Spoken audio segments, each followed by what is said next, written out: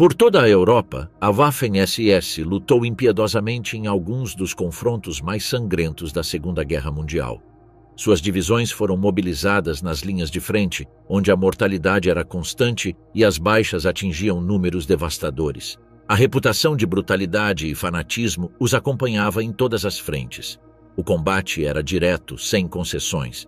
Em Kursk, na Normandia ou na Frente Oriental, unidades da Waffen-SS lançavam ataques que não deixavam espaço para recuo. Mal armadas ou em menor número, avançavam sob fogo maciço, deixando milhares de mortos no chão. Suas táticas combinavam disciplina férrea e violência excessiva, o que aumentava tanto sua eficácia quanto a magnitude das perdas. Como uma força de elite acabou sendo enviada em missões impossíveis, o que motivou os soldados a lutar até a aniquilação. Porque suas batalhas são lembradas entre as mais sangrentas de toda a guerra. Da guarda política à força de combate, a origem disciplinada das SS. No cenário político da Alemanha entre guerras, a Schutzstaffel surgiu em 1925 como uma formação subordinada de apenas algumas centenas de homens sob a estrutura da Sturmabteilung. Sua função consistia em proteger Adolf Hitler e outros líderes do Partido Nacional Socialista durante eventos públicos e reuniões políticas. Eles não tinham relevância autônoma dentro da hierarquia paramilitar do partido e permaneceram como um destacamento menor, sem aspirações militares próprias ou peso na estratégia geral do movimento. A virada ocorreu em 1929 com a nomeação de Heinrich Himmler como Reichsführer SS. A partir desse momento, a organização entrou em uma fase de rápido crescimento e diferenciação da Sturmabteilung. Himmler impôs critérios de seleção mais rigorosos, centralizou a cadeia de comando e fomentou uma disciplina interna que contrastava com o caráter massivo e desordenado da SA. Seu projeto ia além da função de escolta. Ele concebia a SS como uma ordem destinada a incorporar os princípios raciais do nacionalsocialismo e a garantir o que ele definia como pureza étnica alemã.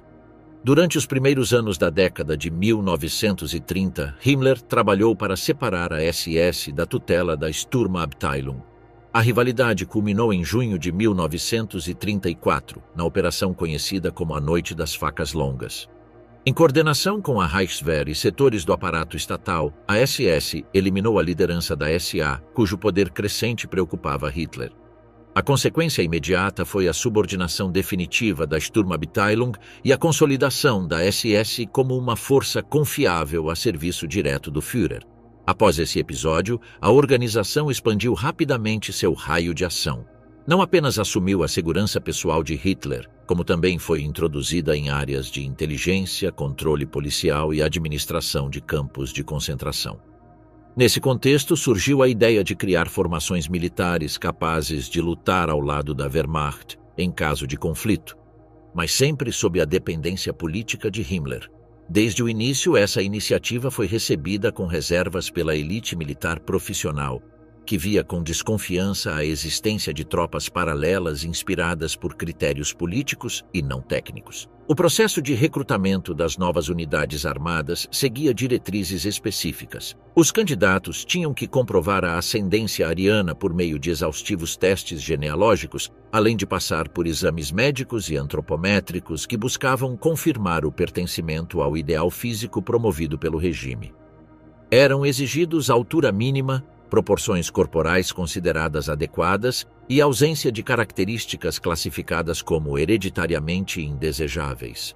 O treinamento não se limitava ao físico. A doutrinação ideológica ocupava um lugar central.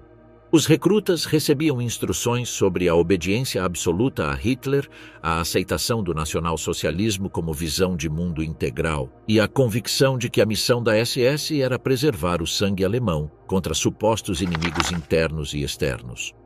Os cursos combinavam leituras da história germânica reinterpretadas a partir da perspectiva racial com justificativas do expansionismo alemão. O treinamento militar enfatizava a resistência, a capacidade de marchar longas distâncias com o equipamento completo e o manuseio de armas leves. Ao contrário da Wehrmacht, que cultivava a instrução tática tradicional, a SS insistia que cada membro obedecesse sem questionar, colocando a lealdade acima da técnica. Himmler sustentava que a obediência cega era a virtude suprema e deveria prevalecer sobre qualquer outra consideração. Os centros de treinamento, entre eles Dachau e Bad Tölz, tornaram-se espaços de doutrinação integral.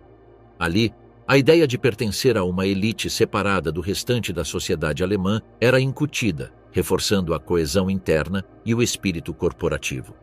Os instrutores destacavam aos futuros combatentes que eles não eram simples soldados, mas guardiões do destino racial da Alemanha, com responsabilidades que transcendiam o puramente militar.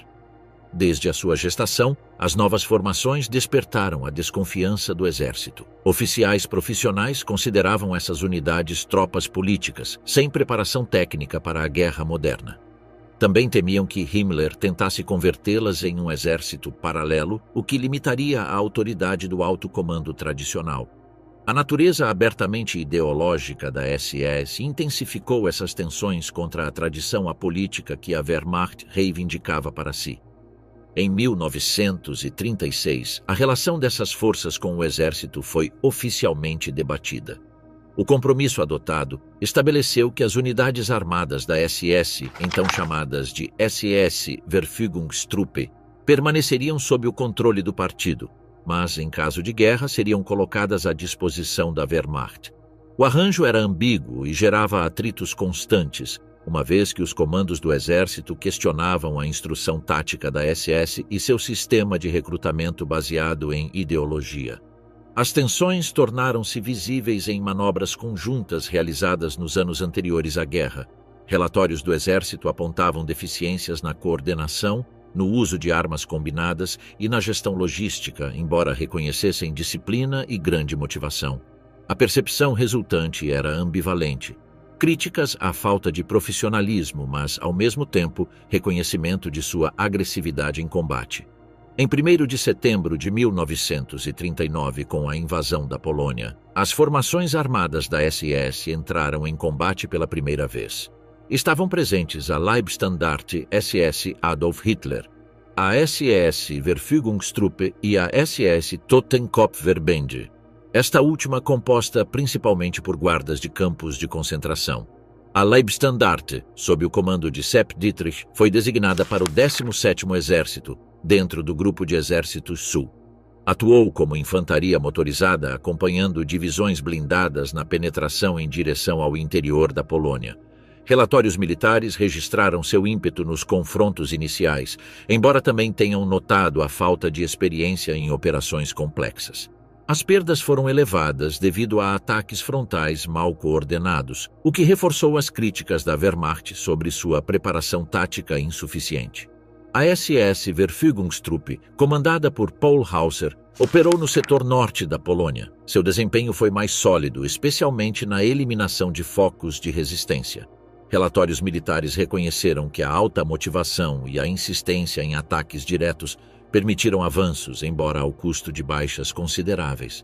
Alguns comandantes do exército começaram a valorizar sua utilidade em situações em que a agressividade era determinante. A SS Totenkopfverbände, sob o comando de Theodor Eicke, era destinada a operações de segurança na retaguarda, mas em diversas ocasiões foi empregada na linha de frente.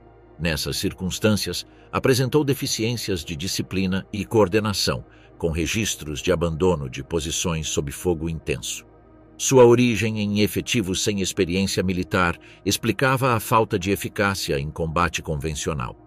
À medida que a campanha avançava, surgiram acusações de comportamento violento contra a população civil e prisioneiros. A Leibstandarte foi acusada de execuções sumárias na região de Bonn e a Totenkopf de represálias massivas em localidades do interior.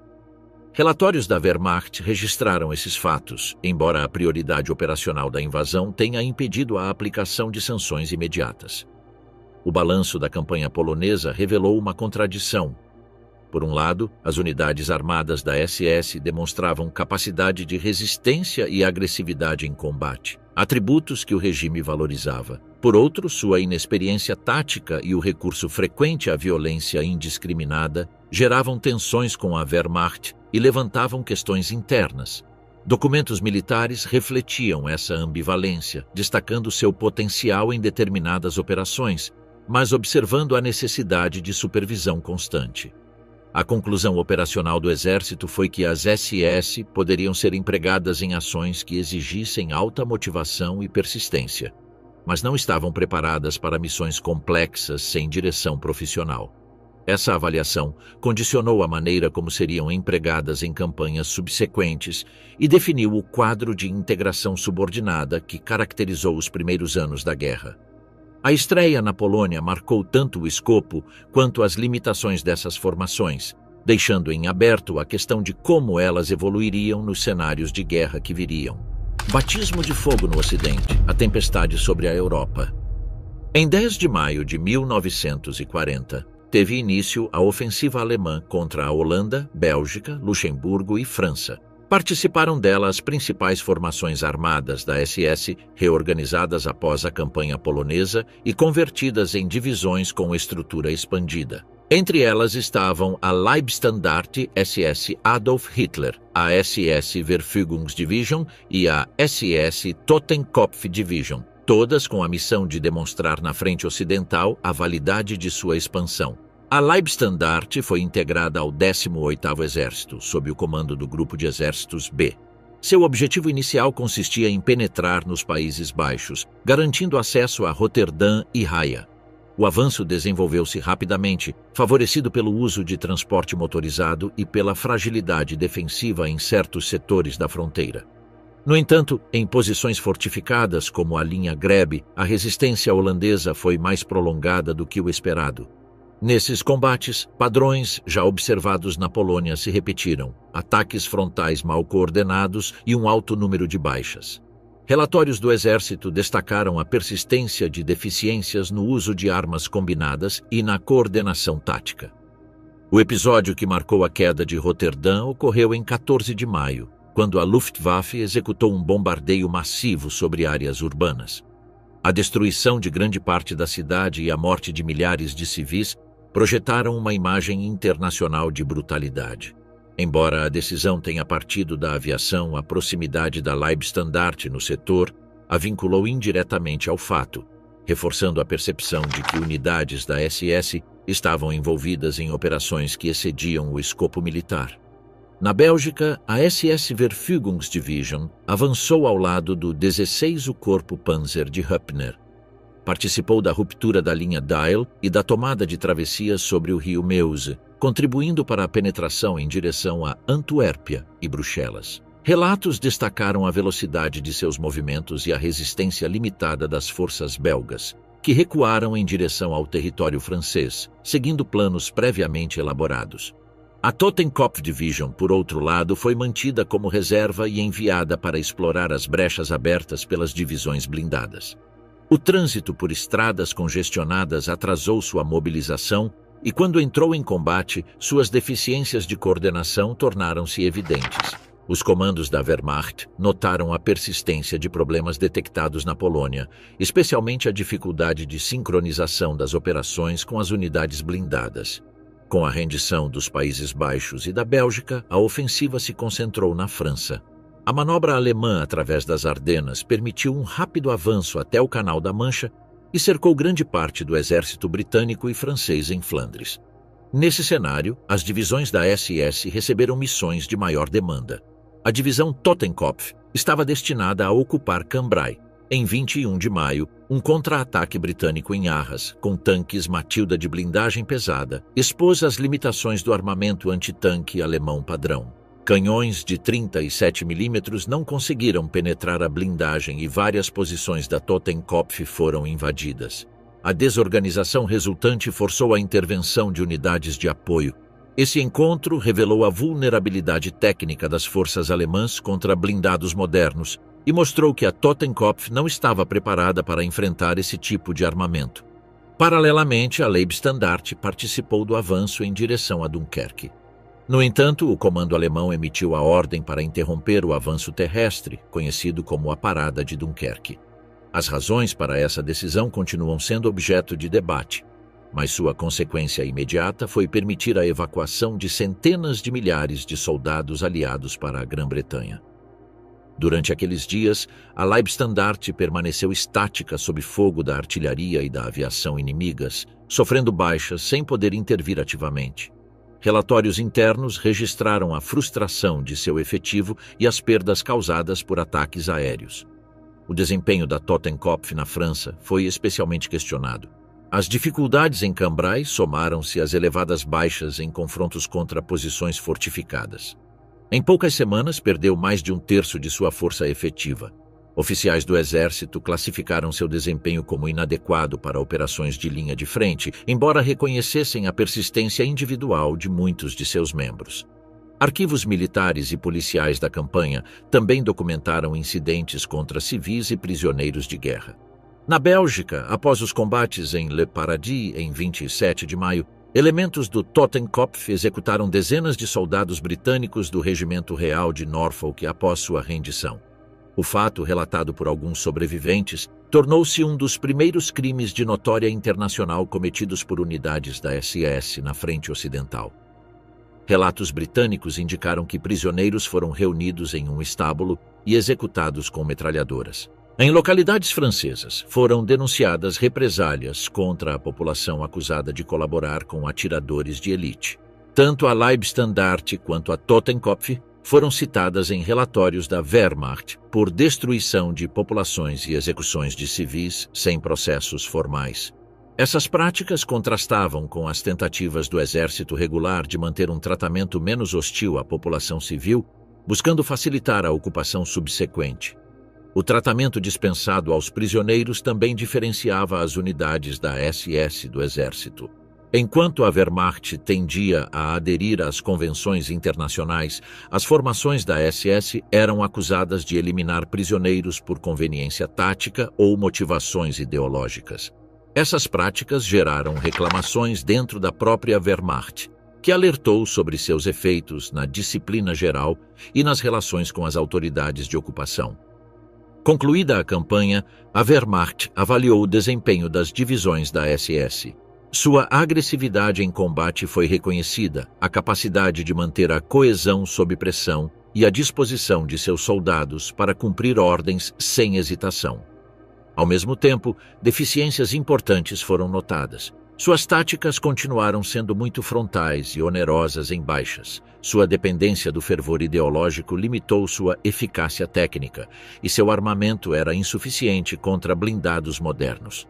Sua fragilidade logística também foi destacada, especialmente na Totenkopf, que teve que recorrer a meios improvisados para sustentar as operações. O relatório final enfatizou que as SAS poderiam desempenhar um papel útil em operações que exigissem alta motivação e resistência, mas ainda não atingissem o nível de profissionalismo das divisões do exército regular. Recomendava-se manter seu emprego sob supervisão rigorosa e aprimorar sua preparação técnica antes de atribuir-lhes maiores responsabilidades. O batismo de fogo no Ocidente confirmou tanto sua capacidade de sustentar a agressividade em combate quanto suas limitações estruturais, deixando em aberto a questão de como evoluiriam quando o conflito se expandisse para novos cenários.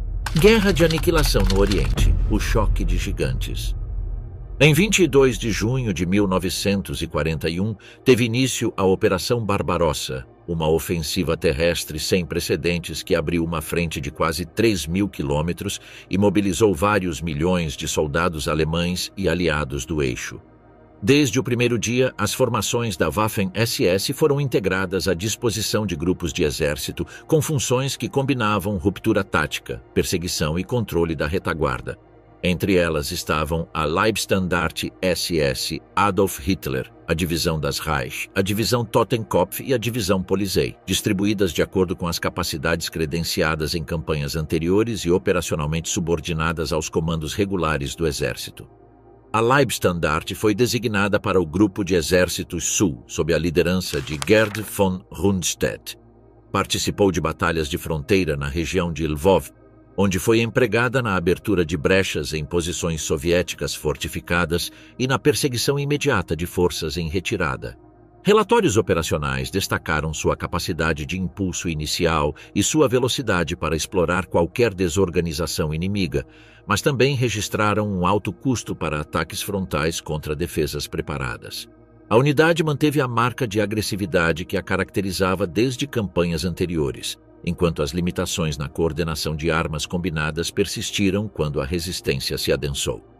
A divisão das Reich operou no grupo de exércitos Centro, sob o comando de Fedor von Bock. Avançou na direção de Minsk e Smolensk, integrando-se em manobras de cerco em larga escala que capturaram numerosos contingentes do Exército Vermelho. Seus relatórios notaram eficácia em combates de encontro e flexibilidade para aproveitar corredores abertos por divisões blindadas, embora tenham destacado interrupções de ritmo devido a dificuldades de abastecimento de combustível e munição. Esses atritos logísticos, já observados em campanhas anteriores, condicionaram a continuidade do avanço e forçaram pausas operacionais em momentos de oportunidade. A divisão Totenkopf, também no grupo de exércitos Centro, apresentou desempenho irregular. Sua origem em quadros ligados à vigilância de campos de concentração se traduziu em menor experiência militar direta no nível de comando intermediário. Em ações de fronteira, sofreu perdas notáveis e exigiu apoio próximo de unidades do exército para sustentar o avanço planejado, com dificuldade especial quando era necessária iniciativa tática independente para explorar flancos ou fechar bolsões de resistência. A divisão Polizei, formada em bases policiais, destinava-se principalmente à segurança da retaguarda e à consolidação de áreas ocupadas. Atuou na Lituânia e na Bielorrússia com tarefas de controle civil, proteção de comunicações e acompanhamento de operações de pacificação, função que, em documentos, combinava objetivos militares com a implantação da administração do Reich em territórios conquistados. Seu trabalho refletia a natureza híbrida da guerra no leste, onde as necessidades da frente e as necessidades de ocupação se entrelaçavam desde os primeiros dias. Em conjunto, a fase inicial da invasão viu as divisões da SES operarem como reforço móvel e como elemento de fechamento em disposições de cerco. A velocidade do avanço facilitou a captura de um número muito elevado de prisioneiros soviéticos, concentrados em campos improvisados sob custódia compartilhada entre unidades do Exército e da SS. Registros operacionais indicaram que as formações da SS eram capazes de sustentar o ritmo das unidades motorizadas, mas com um custo humano maior do que as divisões de infantaria regulares quando o combate era prolongado contra posições entrincheiradas. Desde as primeiras semanas, a cooperação entre a Waffen-SS e os Einsatzgruppen tornou-se estrutural. Essas unidades especiais da SS, dedicadas à eliminação de inimigos definidos por critérios políticos e raciais, acompanhavam o avanço dos exércitos e contavam com pessoal e meios fornecidos pelas formações da SS na linha de frente. Na Ucrânia, a Leibstandarte assegurava as localidades onde os Einsatzgruppen operavam, com perímetros de segurança, concentração de população judaica e custódia de acesso. Na Bielorrússia, o Das Reich participou de operações chamadas de pacificação, que incluíam o cerco de aldeias conhecidas pela colaboração com guerrilheiros ou pela presença de população judaica. As execuções eram realizadas por unidades móveis, enquanto a divisão mantinha o controle do entorno imediato. Nas repúblicas bálticas, o Totenkopf estava ligado à segurança de áreas onde fuzilamentos em massa eram realizados. A divisão Polizei, por sua vez, operava diretamente ao lado do Einsatzgruppe B em perseguições e execuções na retaguarda. Documentos da época apresentam essa cooperação como parte ordinária das operações, integrando o extermínio de civis e prisioneiros à estrutura de segurança da Frente Oriental. Após os avanços do verão, o principal esforço foi direcionado contra Moscou e Leningrado. No setor central, a ofensiva de outubro, designada Operação Tufão, envolveu o Das Reich e o Totenkopf nos cercos de Vyazma e Briansk, com capturas maciças de efetivo soviético e ruptura temporária da disposição inimiga. À medida que se aproximavam de Moscou, a resistência aumentou com reforços e uso intensivo de fortificações de campanha, enquanto o inverno surpreendeu as forças alemãs sem equipamento adequado. Nesse ambiente, o Totenkopf sofreu perdas altíssimas, com batalhões reduzidos por baixas em combate e congelamento. Relatos registraram falta de roupas de inverno, falhas mecânicas nos veículos e um claro declínio na mobilidade, fatores que, combinados, degradaram sua capacidade operacional. Durante aquele inverno, a Leibstandarte foi transferida para o setor sul para operações defensivas em torno de Rostov. Lá, enfrentou contra-ofensivas soviéticas lançadas com unidades recém-chegadas da Ásia, em combates marcados por prolongados duelos de artilharia e ataques limitados contra posições fortificadas. Atrito mútuo e falta de resolução estratégica caracterizaram essa fase, enquanto a linha de frente foi estabilizada por períodos em torno de pontos de apoio urbanos e nós de comunicação. No norte, a divisão Polizei e, posteriormente, a Totenkopf foram empregadas no cerco de Leningrado. Suas tarefas buscavam interromper o abastecimento da cidade por meio da destruição de rotas terrestres e do assédio a vias lacustres. O resultado foi um desgaste prolongado da artilharia e ataques de curto alcance contra posições soviéticas densamente fortificadas. Embora a pressão tenha sido mantida, a ausência de um avanço decisivo revelou limites logísticos e táticos para operações prolongadas sem superioridade material sustentada. A experiência acumulada em Moscou e Leningrado mostrou que a agressividade e a mobilidade, virtudes atribuídas às formações SS, perdiam eficácia em campanhas prolongadas com climas extremos e escassez de suprimentos. Os comandos enfatizavam que a instrução e o equipamento de inverno eram insuficientes e que o reequipamento deveria incluir melhorias na motorização, nas comunicações e nas armas antitanque para manter a eficácia na frente oriental. Em 1942, a estratégia alemã concentrou-se no sul, com objetivos no Cáucaso e em Stalingrado. Várias divisões da SS, entre elas a Leibstandarte, das Reich e Totenkopf, reagruparam-se sob o comando do 2º Corpo Panzer SS, sob o comando de Paul Hauser. Após a derrota alemã em Stalingrado e a consequente retirada geral, um contra-ataque foi organizado na região de Kharkov durante os meses de fevereiro e março de 1943. A manobra combinou o uso intensivo de forças blindadas, infantaria motorizada e artilharia móvel, com um esquema de cerco progressivo. A Leibstandarte executou ações de fechamento ao norte e leste da cidade, explorando brechas em setores enfraquecidos pelo avanço anterior do Exército Vermelho. O Das Reich avançou pelo sul, atingindo linhas de comunicação e isolando agrupamentos inimigos. O Totenkopf fechou o arco pelo oeste, completando a pinça planejada pelo comando do corpo. A recaptura de Kharkov em 15 de março de 1943 confirmou a capacidade dessas divisões de realizar operações móveis complexas quando contavam com coordenação adequada e apoio logístico suficiente. Relatórios do alto comando destacaram uma melhoria significativa na integração entre blindados, infantaria e artilharia, uma lição aprendida após os reveses do inverno anterior. Mesmo com esse sucesso, o custo acumulado se refletiu na perda de efetivos veteranos. As escalações tiveram que ser completadas com recrutas de menor experiência, incluindo contingentes de territórios ocupados, o que forçou a aceleração dos processos de instrução e a aceitação da crescente heterogeneidade na preparação. Os comandos observaram que o desempenho tático melhorou em comparação com campanhas anteriores, mas dependia cada vez mais de uma minoria de quadros experientes e da disponibilidade de combustível, munição e peças de reposição para manter a manobra. No restante desse período, as divisões da Waffen-SS combinaram momentos de eficácia operacional na guerra móvel com participação sustentada em políticas de extermínio e repressão na retaguarda. A integração de objetivos militares e raciais definiu a fisionomia da guerra no leste, onde a violência contra civis e prisioneiros foi documentada como parte regular da campanha. No final da primavera de 1943, a linha de frente no sul estava se estabilizando provisoriamente e os comandos alemães preparavam novos planos para uma grande ofensiva blindada no Arco de Kursk. O resultado dessa aposta determinaria até que ponto a experiência adquirida pelas divisões da SS poderia ser sustentada contra um adversário que estava aumentando sua massa de forças, seu parque blindado e sua capacidade de reposição. Apogeu e desgaste. Entre Kursk e Normandia, a virada do destino.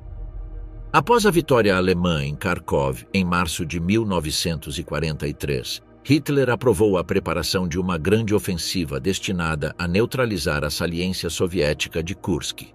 O plano, conhecido como Operação Cidadela, previa um ataque em pinça do norte e do sul para cercar as forças soviéticas concentradas naquela proeminência da frente. O segundo corpo Panzer SS, formado pelas divisões Leibstandarte, das Reich e Totenkopf, foi designado para o 4º Exército Panzer de Hermann Roth, com a missão de atacar pelo flanco sul. A ofensiva começou em 5 de julho de 1943. As divisões da SS avançaram com um contingente significativo de blindados modernos, incluindo os recém-lançados Panzer V Panther e Tiger I, apoiados por infantaria Panzer Grenadier e artilharia autopropulsada. Esses modelos representavam o ápice da indústria blindada alemã. O Panther, com seu canhão de alta velocidade de 75 mm e blindagem frontal inclinada, e o Tiger, com seu canhão de 88 mm e blindagem pesada capaz de resistir à maioria dos projéteis aliados. O Exército Vermelho preparou uma defesa em profundidade durante meses. Engenheiros soviéticos implantaram extensos campos minados, fortificações escalonadas, posições camufladas de artilharia antitanque e uma rede de trincheiras sucessivas que cobriam dezenas de quilômetros. A densidade de minas atingiu números sem precedentes, dificultando cada avanço alemão e forçando um esforço contínuo dos sapadores para limpar os corredores sob fogo inimigo. Nos primeiros dias, a Leibstandarte e o Das Reich conseguiram penetrações limitadas, capturando aldeias fortificadas e superando as primeiras linhas de resistência. Relatos indicavam avanços de cerca de 10 quilômetros, obtidos por meio de ataques combinados de blindados e infantaria motorizada. O Totenkopf, por outro lado, foi detido no setor Oktyabrski, onde a concentração de minas e o fogo antitanque causaram perdas significativas de veículos. Relatórios internos também registraram falhas mecânicas frequentes em Panteras recém-entregues, cujos sistemas de transmissão e direção se mostraram pouco confiáveis em condições de combate prolongadas. Apesar das dificuldades, o segundo corpo Panzer SS alcançou as proximidades de Prokhorovka após avançar mais de 30 quilômetros de suas posições iniciais. O progresso foi mais lento do que o esperado, mas manteve a coesão da disposição. Em 12 de julho, naquele setor, ocorreu o confronto decisivo. Lá, as divisões SS encontraram o 5º Exército Blindado de Guarda Soviético em um dos maiores confrontos blindados da guerra. Em uma frente reduzida, centenas de tanques lutaram a curta distância, às vezes abaixo de 500 metros. A superioridade técnica dos Tigers e o poder dos Panthers permitiram que as divisões da SS destruíssem um número altíssimo de tanques inimigos. No entanto, os T-34, mobilizados em massa, aproveitaram a superioridade numérica e o conhecimento do terreno para saturar as defesas alemãs. Relatos registraram a destruição de centenas de blindados soviéticos, mas também perdas alemãs significativas, muitas delas decorrentes de falhas mecânicas e do constante assédio da artilharia e da aviação soviéticas. O fracasso do 9º Exército no setor norte impediu o fechamento da pinça planejada. Diante da impossibilidade de completar o cerco, o alto comando ordenou a suspensão da operação e a retirada das unidades participantes. A retirada do 2º Corpo Panzer SS no final de julho marcou o fim da iniciativa estratégica alemã no leste. Embora as divisões SS tenham consolidado sua reputação como formações de elite ao preço de um sério desgaste de pessoal e material. Após Kursk, a Waffen-SS passou por um processo de reorganização estrutural. As antigas divisões motorizadas foram transformadas em divisões Panzer Grenadier e, posteriormente, em divisões Panzer completas, com quartéis e equipamentos comparáveis às melhores formações do exército regular. A doutrina Panzer Grenadier combinava infantaria transportada em semi-lagartas com blindagem de apoio, o que permitia manter a coesão em combate móvel. A Leibstandarte, o Reich e a Totenkopf aplicaram esse modelo utilizando 251 veículos semi-lagartas Sonderkraftfahrzeug, que forneciam proteção contra a artilharia leve e permitiam o rápido desembarque no campo de batalha. O aperfeiçoamento do armamento também foi fundamental nessa fase. O Panther proporcionava velocidade, blindagem inclinada e um canhão capaz de penetrar a maioria dos tanques aliados a longas distâncias. O Tiger adicionou blindagem frontal impenetrável e poder de fogo a mais de 2.000 metros, embora seu peso de mais de 50 toneladas limitasse sua mobilidade e complicasse sua logística em terrenos acidentados ou em travessias de pontes. A essas plataformas foram adicionados caça-tanques especializados, como o Sturmgeschütz 3 e o Jagdpanzer 4, que reforçaram a capacidade defensiva contra blindados inimigos em posições fixas ou em manobras de emboscada. A prioridade dada às divisões da SS na alocação desse material avançado alimentava tensões com a Wehrmacht, que frequentemente precisava operar com modelos mais antigos. Ao mesmo tempo, a dependência de equipamentos complexos gerava problemas de manutenção e fornecimento de peças de reposição, que se agravaram quando a produção alemã começou a sofrer os efeitos dos bombardeios aliados. A derrota em Kursk e a retirada no leste forçaram o reforço da frente ocidental, tendo em vista a iminência de uma invasão aliada. Na primavera de 1944, várias divisões da SS foram transferidas para a França, entre elas a Hitlerjugend, a Panzerlehr, a Leibstandarte e a Das Reich. A Hitlerjugend era formada quase inteiramente por jovens nascidos em 1926, doutrinados desde a adolescência e preparados para o combate blindado. Em 6 de junho de 1944, teve início a invasão da Normandia. A Hitlerjugend entrou em ação contra as forças canadenses e britânicas no setor de Caen. Apesar da falta de experiência, demonstrou grande tenacidade defensiva em combate urbano, prolongando a resistência alemã por semanas em populações como Büren e Authie. Os canadenses relataram intensos combates de casa em casa, o que retardou seu avanço em direção ao interior. O Reich, estacionado no sul da França, recebeu a ordem de avançar para a frente normanda após o desembarque. Seu deslocamento foi adiado por mais de uma semana devido à sabotagem da resistência e aos ataques aéreos aliados que destruíram pontes e ferrovias. Esse atraso foi decisivo, pois permitiu aos aliados consolidar sua posição de liderança antes que as divisões blindadas alemãs pudessem intervir com força total.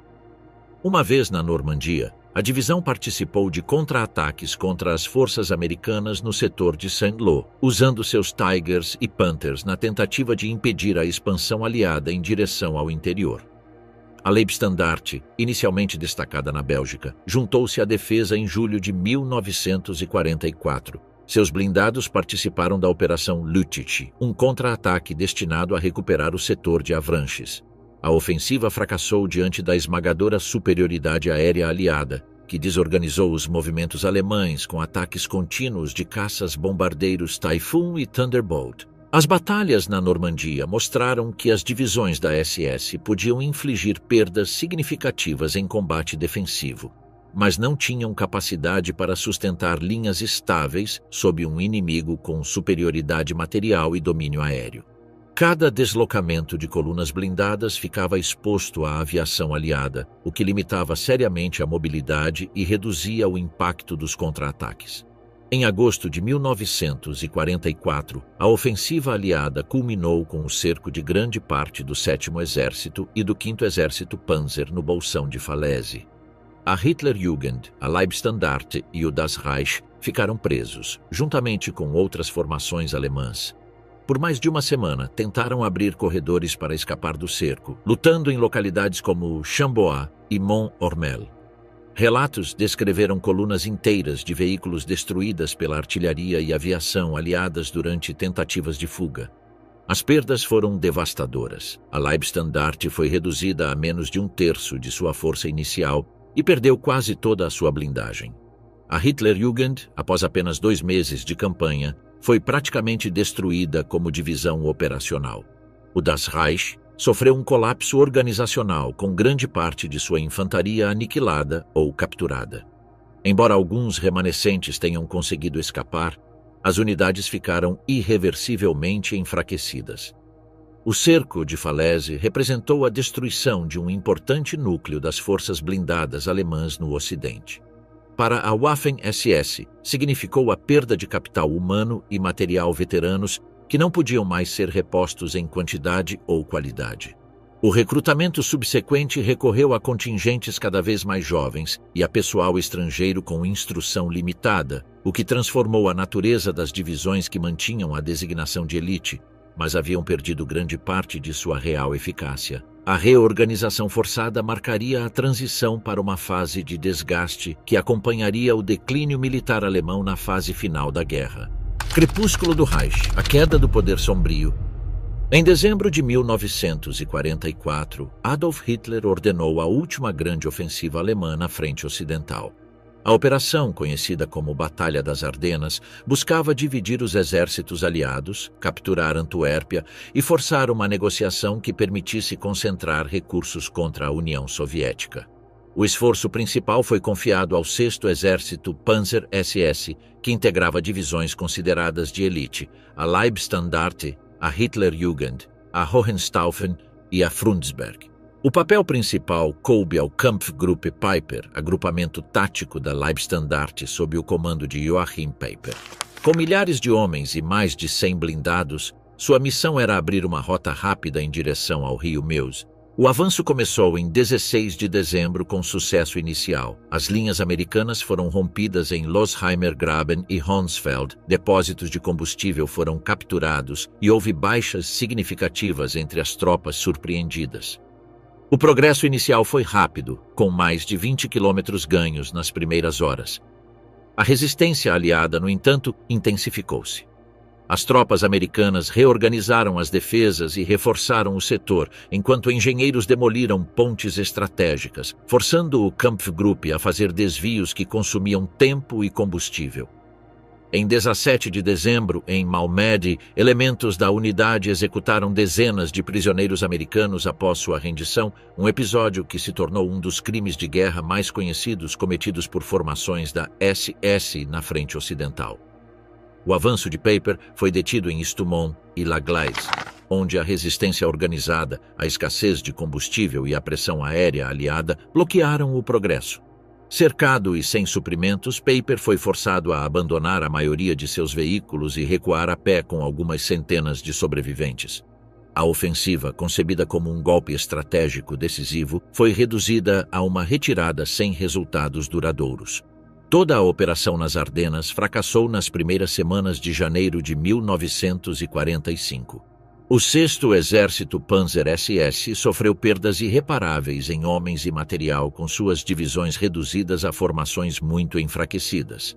A partir de então, a Waffen-SS na frente ocidental limitou-se a funções defensivas e operações de atraso na retirada em direção ao Reno. Em março de 1945, os americanos cruzaram o rio em Remagen e estabeleceram uma sólida cabeça de ponte. Divisões da SS tentaram conter o avanço, mas suas unidades não tinham blindados suficientes e eram formadas em grande parte por substitutos inexperientes. A Operação Nordwind, na Alsácia, havia demonstrado semanas antes a impossibilidade de sustentar ofensivas prolongadas contra inimigos com superioridade material e aérea.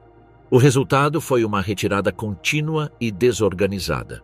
A deterioração da situação militar reduziu as divisões da SS a grupos de infantaria mal equipados, com veículos abandonados por falta de combustível e estruturas cada vez mais fragmentadas. As deserções tornaram-se frequentes e a capacidade de manobra desapareceu. Enquanto a frente ocidental entrava em colapso, Hitler ordenou a concentração de recursos na Hungria, último acesso às fontes de petróleo. Em março de 1945, o 6º Exército Panzer SS participou da Operação Frühlingserwachen ao redor do Lago Balaton. Divisões como a Leibstandarte, a Hitlerjugend e a Totenkopf receberam a missão de recuperar terreno e proteger instalações petrolíferas. A ofensiva começou com avanços limitados, mas o degelo transformou o terreno em lama, imobilizando os blindados e reduzindo a eficácia tática. O Exército Vermelho respondeu em 16 de março com uma contraofensiva massiva que superou as defesas alemãs, causando perdas de várias centenas de blindados em menos de 2 semanas. O 6º Exército Panzer SS ficou sem capacidade ofensiva e recuou em direção à Áustria. Em abril, divisões da Waffen-SS participaram da defesa de Viena. A cidade foi cercada e caiu em 13 de abril, após combates urbanos que duraram vários dias. A SS tentou deter o Exército Vermelho com defesas casa a casa, mas o peso numérico e material soviético provou ser decisivo. Os remanescentes da divisão recuaram desordenadamente em direção ao oeste da Áustria, sem coesão ou meios de combate significativos. Nas últimas semanas do Reich, várias unidades da Waffen-SS participaram da defesa final de Berlim. A 11ª Divisão SS Nordland, composta principalmente por voluntários escandinavos, lutou nos subúrbios de Neukölln e Treptow, enfrentando forças soviéticas muito superiores. Elementos dispersos da Hitlerjugend e da Leibstandarte participaram da defesa de setores urbanos e da chancelaria do Reich, onde alguns oficiais estiveram diretamente envolvidos na proteção do bunker de Hitler. O combate em Berlim foi caracterizado por uma resistência desesperada em um cenário urbano devastado. A Waffen-SS, reduzida a destacamentos improvisados, carecia de coordenação superior e enfrentava o Exército Vermelho com artilharia pesada e apoio aéreo avassaladores. Em 30 de abril, quando Hitler cometeu suicídio em seu bunker, os combates continuaram nas ruas. A rendição final ocorreu em 2 de maio, quando as últimas defesas foram superadas. A divisão Nordland foi praticamente destruída, com apenas algumas centenas de homens que conseguiram se render ou escapar para o oeste. Os remanescentes da Hitlerjugend e da Leibstandarte sofreram o mesmo destino, desaparecendo como unidades operacionais. Com a queda de Berlim, a Waffen-SS deixou de existir como força militar organizada. O que havia começado como uma guarda política em 1925 culminou 20 anos depois em fragmentos dispersos, sem capacidade operacional ou continuidade estrutural. O colapso na capital do Reich encerrou o ciclo de ascensão e destruição dessas formações, deixando espaço para avaliar o legado de devastação que haviam deixado na Europa. A queda moral, julgamentos e lembrança da barbárie. As operações da Waffen-SS foram acompanhadas em diversas frentes pela prática de massacres contra civis e prisioneiros de guerra. Essas ações foram documentadas na época pela Wehrmacht e pelas autoridades de ocupação, e após a derrota alemã, foram registradas por tribunais aliados com base em depoimentos, relatórios militares e evidências físicas coletadas em territórios libertados.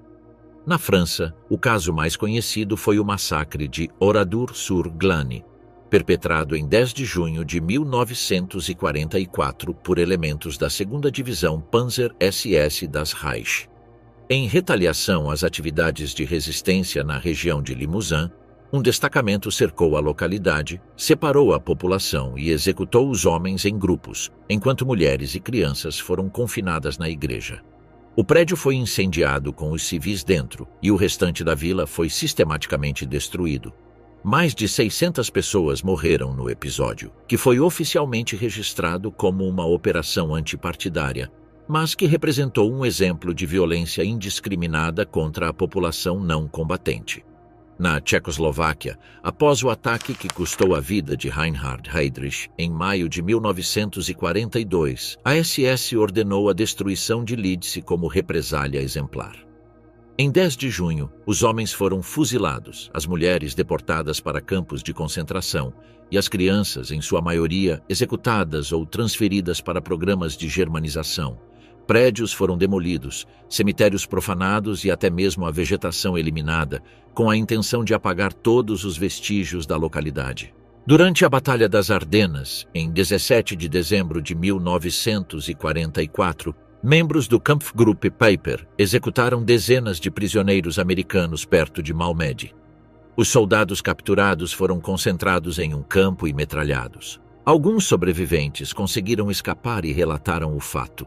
As autoridades americanas investigaram imediatamente, documentando a posição dos cadáveres, trajetórias de projéteis e outros elementos forenses que confirmaram a execução deliberada.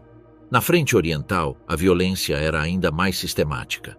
Na Bielorrússia, Ucrânia e Estados Bálticos, divisões da Waffen-SS participaram da destruição de aldeias acusadas de colaborar com guerrilheiros. Documentos alemães registram centenas de operações nas quais comunidades inteiras foram eliminadas por meio de tiroteios ou incêndios. Frequentemente, a Waffen-SS atuava em conjunto com Einsatzgruppen ou unidades policiais, protegendo perímetros enquanto unidades móveis executavam os assassinatos. Em relatórios militares, essas ações eram descritas como operações de pacificação necessárias para a segurança da retaguarda. A estrutura de comando da Waffen-SS combinava hierarquia militar com controle político. Heinrich Himmler estabeleceu diretrizes ideológicas que eram transmitidas através da cadeia de comando, autorizando execuções sumárias de comissários soviéticos, deportações e repressão sem limitações em territórios ocupados. Sepp Dietrich, no comando da Leibstandarte e posteriormente do 6º Exército Panzer da SS, foi apontado em julgamentos como responsável por incidentes que resultaram em execuções de prisioneiros, embora sem ordens escritas diretas. Theodor Eicke transferiu para a Totenkopf Division os métodos repressivos aplicados em campos de concentração, com instruções explícitas para eliminar guerrilheiros e civis suspeitos. Paul Hauser, considerado o arquiteto militar da Waffen-SS, defendeu a profissionalização das divisões, mas aceitou a integração das ordens políticas, circunstância que o colocou no centro do debate sobre a responsabilidade dessas formações. Após a rendição alemã, a atividade da Waffen-SS foi submetida aos principais julgamentos dos aliados. No Tribunal de Nuremberg, realizado entre 1945 e 1946, a SS como um todo, incluindo a Waffen-SS, foi declarada uma organização criminosa. Os juízes concluíram que a Waffen-SS não poderia ser separada da SS em geral, tendo participado sistematicamente em crimes de guerra e crimes contra a humanidade. Posteriormente, os julgamentos de Dachau processaram oficiais da Leibstandarte pelo massacre de Malmed. Joachim Peiper e outros foram inicialmente condenados à morte, embora as penas tenham sido posteriormente reduzidas devido a irregularidades processuais e pressões políticas durante os primeiros anos da Guerra Fria. Em Rastatt, tribunais franceses julgaram membros do Das Reich pelo massacre de Oradour-sur-Glane, proferindo sentenças que variavam da pena de morte a longas penas de prisão. As diferenças nos processos refletiam tanto critérios judiciais quanto contextos políticos. No entanto, em conjunto, elas estabeleciam a responsabilidade legal da Waffen-SS como parte de uma estrutura que tornara a violência contra civis e prisioneiros um elemento recorrente de suas ações. No pós-guerra, vários oficiais iniciaram uma campanha para desvincular a Waffen-SS da criminalidade atribuída à SS em geral. Paul Hauser e outros fundaram em 1951 a Associação de Veteranos HIAG, que promovia a ideia de que a Waffen-SS havia sido uma força puramente militar. Por meio de memórias, livros de unidade e conferências, eles defendiam a imagem de soldados regulares, comparáveis à Wehrmacht, minimizando ou negando o envolvimento em atrocidades. Durante as décadas de 1950 e 1960, essas narrativas ecoaram na Alemanha Ocidental, onde a reintegração de veteranos na nova Bundeswehr exigia uma narrativa de profissionalismo militar. Obras publicadas por Kurt Meyer e outros oficiais contribuíram para a disseminação dessa versão. Pesquisas acadêmicas subsequentes desmantelaram essas interpretações. Historiadores como Bernd Wegener, Hans Buchheim e Charles Sidnor, entre outros, demonstraram, a partir de arquivos alemães e soviéticos, o envolvimento direto da Waffen-SS na repressão no leste e em ações contra civis no ocidente. A conclusão historiográfica atual é clara. A Waffen-SS combinava capacidade militar com um papel central em crimes de guerra e crimes contra a humanidade. Sua doutrinação ideológica, sua estrutura de comando e evidências documentadas de suas operações a colocam como parte integrante do aparato repressivo e criminoso do Terceiro Reich.